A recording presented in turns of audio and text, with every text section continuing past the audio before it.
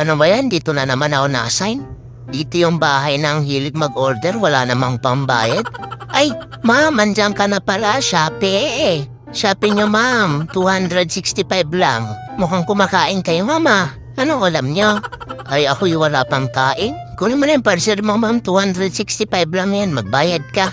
Puro nakabukas yung aircon ng kapitbahay niyo, mama. Ba't yung aircon niya nakapatay pa? 12:00 na. Ay, ayan na nga ba yung sinasabi ko? Iba na naman yung tunog na hawak mo, ma'am. Pinagbabawal na ang panukli yung candy ko. Pinambabayad mo pa, pambira. May QR dyan sa bag ko kung wala pang cash. Ayan, pabango ko yan, mama. Huwag mong pagdidiskitahan yan dahil dyan fresh ako ulay. Uy, gusto mo yun? Ay, yan. Scan mo na yung QR ko. Nagdala talaga ako niyan dahil alam kong dadaanan pa yung bahay niyo. Ay, ba't nagduda pa talaga? Sabihin mo lang, ma'am, kung wala kang pambayad.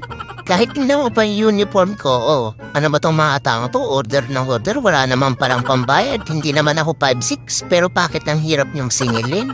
O ano, nasend mo na ba yung pambayad, ma'am? Chimken, trap. Ubi, ang dami yung chimken dito, mga. May-ari po ba kayo ng poultry, ma'am?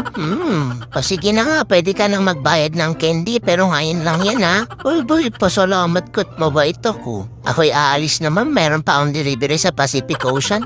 Goodbye!